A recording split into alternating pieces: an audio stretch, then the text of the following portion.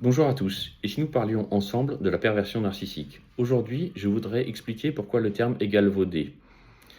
Le manipulateur pervers narcissique est atteint de trois problèmes principaux. La manipulation qu'il exerce sur son partenaire, ensuite la perversion à travers laquelle il aime voir son partenaire souffrir, et le narcissisme, c'est ce besoin incompressible d'avoir une validation de la part d'autrui pour se sentir bien. Tous ces phénomènes ont été expliqués à travers l'histoire, et ça a commencé dès l'établissement du mythe de Narcisse.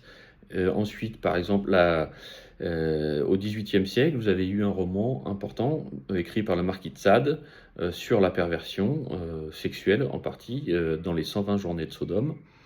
Et ensuite, le narcissisme a été décrit de plus en plus depuis les années 60 et aussi 90. Donc dans les années 60, 70, 80, vous aviez Otto Kernberg, Donald Winnicott, Melanie Klein, qui ont participé énormément à l'élaboration d'une théorie sur la perversion narcissique, sur le trouble de la personnalité narcissique de façon plus pertinente. Et ensuite, dans les années 90, vous avez eu Sam Vaknin, qui est un self-aware narcissiste, c'est-à-dire quelqu'un qui a été diagnostiqué et qui a accepté le diagnostic du trouble de la personnalité narcissique. Et c'est justement le principal problème que l'on rencontre lorsque l'on participe à une relation avec quelqu'un qui coche toutes les cases, les 9 cases de la perversion narcissique. Vous avez des tests disponibles sur Internet pour évaluer la toxicité de votre partenaire, mais on aimerait tous que ce diagnostic soit réalisé par un professionnel de santé, un psychiatre ou un psychologue. Et malheureusement, eh bien, vous allez être en face d'une frustration dans la mesure où le psychiatre et le psychologue, même s'il réussit à trouver que votre partenaire est atteint de ce trouble de la personnalité narcissique, il n'aura aucun droit de vous le faire savoir. C'est-à-dire qu'il est lié au secret professionnel, donc secret médical, et évidemment, il ne pourra absolument pas vous dire oui ou non concernant le diagnostic. Donc vous resterez forcément avec un goût d'inachevé, un goût amer de ne pas comprendre qui vous aviez en face de vous.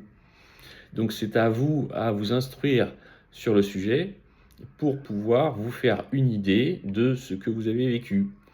En l'occurrence, normalement, donc un pervers narcissique a énormément de mal à vivre avec quelqu'un sur le long terme. Au contraire, au début de la relation, vous avez un love bombing qui correspond à une période de lune de miel qui est extrêmement agréable pour la victime, puisqu'il s'agit d'amour et d'être mis sous emprise.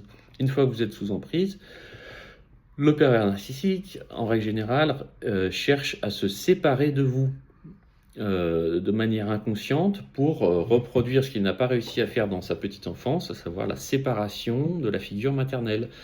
Et pour cela, donc, il doit vous dénigrer et trouver des bonnes raisons de vous critiquer et de vous rejeter, en fait.